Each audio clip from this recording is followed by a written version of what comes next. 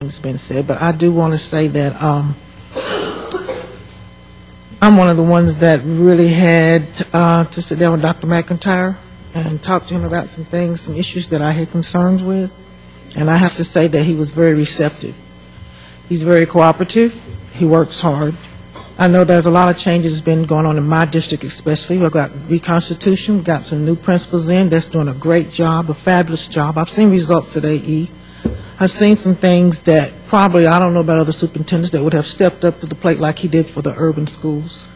I don't know. We still have other things to work on. We still got issues that we have to resolve, but like I said, talking to Dr. McIntyre behind closed doors, you guys don't know what goes on behind closed doors. We don't want to know. You don't want to know what goes on behind closed doors. You think that we all sit here and just agree with everything he says. We don't. We discuss. We go back and forth. He listens. Sometimes he's a little hard-headed on some things, so we have to maybe repeat it a couple of times.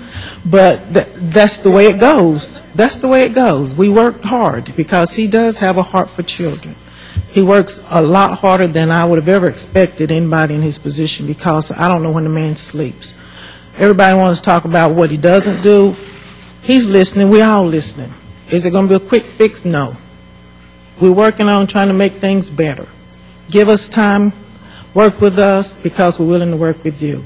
Don't judge us because we may make a decision that you don't like. We all do things like that. We all make decisions that don't please everybody.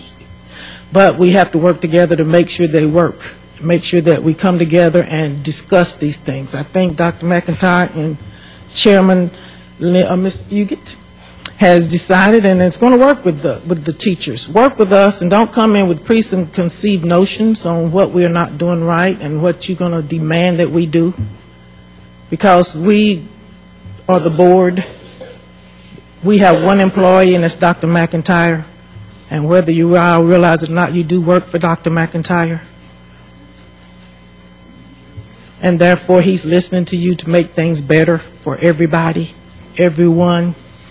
So all I do is challenge us to at least be willing to do the things we need to do to make things better. So with that, I think a lot of things that he's been challenged with are accused of a state mandate. If you want to deal with the state, talk to your representatives. Go down to Nashville. Challenge them. Ask them why things are the way they are. Ask them to bring up a bill.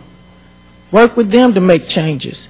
But don't sit here and accuse the Knox County schools of not necessarily doing what you think we need to be doing, because we're working very hard as well as you.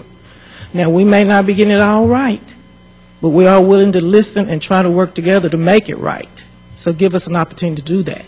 With that, I guess this is going to be probably a surprise to some people, but I do plan to support Dr. McIntyre and agree to his extension.